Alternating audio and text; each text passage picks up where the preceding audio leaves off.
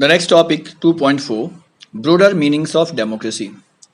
Democracy के brother meanings हम समझने की कोशिश करते हैं। In this chapter, we have considered the meaning of democracy in a limited and descriptive sense. We have understood democracy is a form of government. हमने समझा है कि डेमोक्रेसी गवर्नमेंट की एक प्रकार है and this way of defining democracy help us to identify clear set of minimum features. हमने इसमें डेमोक्रेसी के मिनिमम फीचर्स को यहाँ क्लियर किया जो एक डेमोक्रेसी में निश्चित रूप से होना चाहिए। The most common form of democracy in our time is that representative democracy. आज के डेट में जो सबसे प्रचलित फॉर्म ऑफ गवर्नमेंट है डेमोक्रेसी का वो है रिप्रेजेंटेटिव फॉर्म ऑफ डेमोक्रेसी। हमारे देश में क्या है, हम अपने रिप्रेजेंटेटिव का चुनाव करते हैं और ये रिप्रेजेंटेटिव फिर सरकार की चुनाव करते हैं और वो सरकार के अंग होते हैं। You have already read about this in the previous class. In the countries we call democracy all people do not rule. जिसे हम डेमोक्रेसी कहते हैं उसमें सभी लोग शासन नहीं करते और majority is allowed to take decisions. इसमें डिसीजंस लेने का अधिकार केवल और केवल मेजॉरिटी को होती है। तो majority take decisions on behalf of the people और मेजॉरिटी पूरे जनता के बिहाफ में यह डिसीजंस लेती है। और majority is allowed to take decisions on behalf of all the people even the majority does not rule directly. यहाँ पर मेजॉरिटी भी डायरेक्टली शासन नहीं करती है। Majority of the people rule through their elected representatives. यानी जनता जो मेजॉरिटी में होती है वो शासन खुद नहीं करती बल्कि अपने चुने हुए रिप्रेजेंटेटिव के माध्यम से शासन करती है। This becomes necessary. ये बहुत आवश्यक है। तो इलेक्टेड रिप्रेजेंटेटिव क्यों आवश्यक है इसे समझिए। Modern democracy involve such a large number of people that it is physically impossible for them to sit together and take collective decisions. आज के समय में हमारे देश में बहुत बड़ी आबादी है और ये प्रैक्टिकली संभव नहीं है कि अरबों लोग एक साथ बैठें और बैठ करके अपने लिए डिसीजन लें। तो ऐसा संभव नहीं है। even if they could, मान लेते हैं अगर वो कर भी पाए, the citizens does not have the time, the desire or the skill to take part in all the decisions. अगर इनके पास मान लीजिए बैठने का वक्त हो भी तो वो इतने पर्याप्त समय नहीं दे पाएंगे। हो सकता है उनमें इच्छा ही नहीं हो कि इस तरह के डिसीजंस वो लें या फिर उनमें हो सकता है कि स्किल भी नहीं हो जिससे वो डिसीजन लो। तो प्रैक्टिकली समय का अभाव, डिजायर का अभाव, स्किल का अभाव होता है। इसलिए इस तरह से बड़ी संख्या में लोगों का एकत्र होकर के डिसीजन लेना ये असंभव है। This clarity help us to distinguish democratic form from non democracy. ये जो हमने फैक्टर्स पढ़े हैं डेमोक्रेसी के संदर्भ में ये स्पष्ट करता है कि कैसे डेमोक्रेसी नॉन डेमोक्रेटिक गवर्नमेंट से बिल्कुल अलग है। यानी हम एक डेमोक्रेटिक नेशन को नॉन डेमोक्रेटिक गवर्नमेंट से आसानी से डिस्टिंग्विश कर सकते हैं। It allows us to see the operation of democracy beyond government. For this we need to turn the broader meanings of democracy. इतना ही नहीं, कभी कभी यह गवर्नमेंट के बियॉन्ड भी जा करके और डिसीजन लेने की क्षमता रखती है। Sometimes we use democracy for organization other than government. कभी कभी डेमोक्रेसी शब्द का इस्तेमाल हम किसी संस्था के लिए करते हैं जो कि गवर्नमेंट नहीं होती। नीचे कुछ स्टेटमेंट दिए गए हैं जिससे हम लोग समझने की कोशिश करते हैं। We are a very democratic family. Whenever a decision has to be taken, we all sit together and arrive at a consensus. My opinion matters as much as my father. यहाँ इस स्टेटमेंट में लिखा हुआ है कि हमारा परिवार, हमारा फैमिली एक डेमोक्रेटिक फैमिली है। मतलब केवल देश डेमोक्रेटिक नहीं होते, एक परिवार भी डेमोक्रेटिक होता है और उस परिवार में हर व्यक्ति का ओपिनियन का एक बराबर महत्व होता है। यानी बेटे का भी उतना ही वैल्यू है जितना कि फादर के ओपिनियन का है।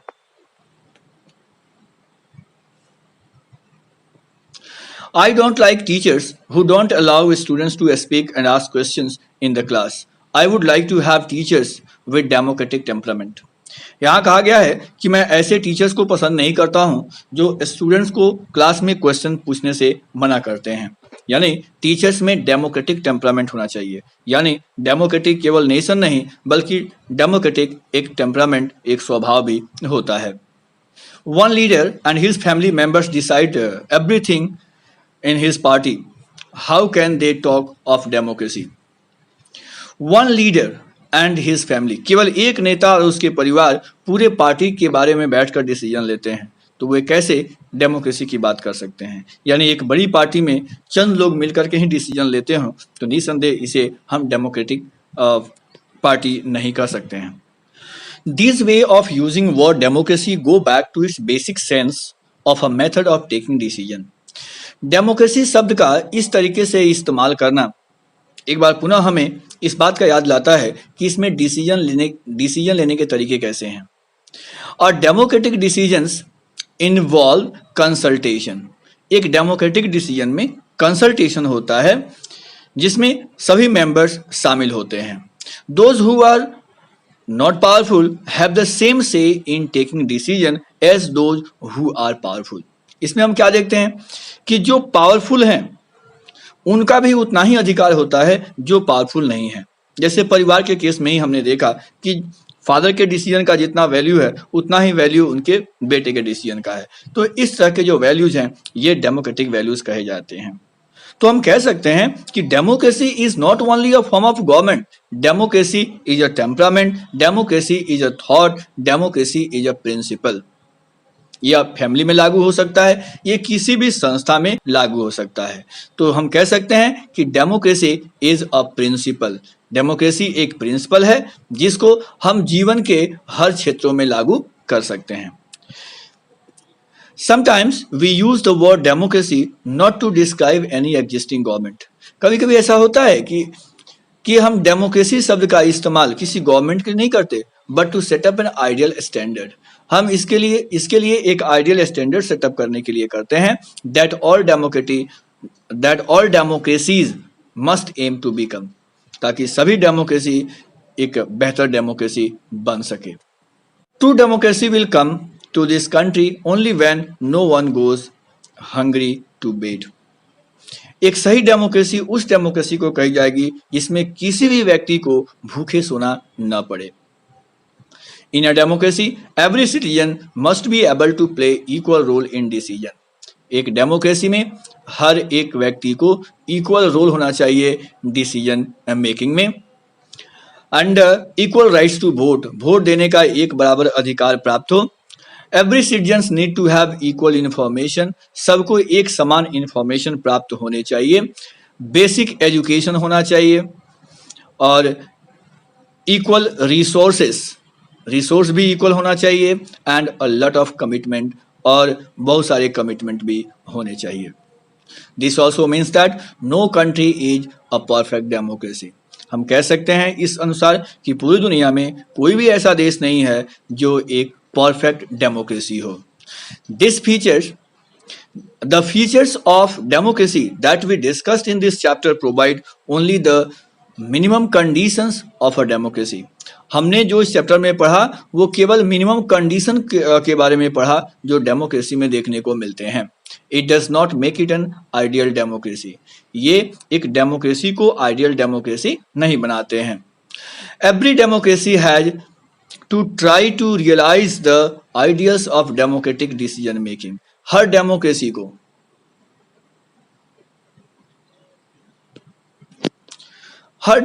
को आइडियल डेमोक्रेसी बनने चाहिए डिसीजन मेकिंग के माध्यम से। Every democracy has to try to realise the ideals of democratic decision making. This can not be achieved once. ये केवल एक बार में पूरा नहीं किया जा सकता। For all this requires a constant effort. इसमें एक लगातार प्रयास की आवश्यकता होती है to solve and strengthen democratic forms of decision making, ताकि डिसीजन मेकिंग प्रोसेस को और मजबूत बनाई जा सके और डेमोक्रेसी को और बेहतर बनाया जा सके। What do we do as citizen can make a difference to making our country more और लेस डेमोक्रेटिक। एक सिटीजन्स के रूप में हम अपने देश को और बेहतर डेमोक्रेटिक नेशन बना सकते हैं। This is the strength and weakness of a democracy. और यही डेमोक्रेसी की ताकत भी होती है और यही डेमोक्रेसी के वीकनेस भी होते हैं। The fate of the country depends not just on what the rulers do. Democracy का भाग्य केवल इस बात पे डिपेंड नहीं करता कि वहाँ का रूलर्स क्या कर रहा है, but mainly what we as citizen do. सबसे महत्वपूर्ण बात यह है कि हम नागरिक, हम सिटीजन्स वहाँ क्या कर रहे हैं। This is what distinguish democracy from other governments. और यही वो चीज़ है जो डेमोक्रेसी को non democratic form of government से अलग करता है। Other form of government like monarchy, dictatorship और one party rule do not require all citizens to take part in decisions. जितने non democratic form of government हैं, चाहे वो मोनार्क हो या डिक्टेटरशिप हो या वन पार्टी सिस्टम वाले देश हों, ये सभी डेमोक्रेटिक नेशन नहीं है और यहाँ पर सभी सिटीजन्स को डिसीजन लेने का अधिकार नहीं दिया जाता है। In fact most of the democratic government would like citizens not to take part in the policies. बहुत सारे ऐसे देश होते हैं जो नॉन डेमोक्रेटिक है, वो नहीं चाहते हैं कि सिटीजन्स का अधिकार हो किसी भी डिसीजन लेने में।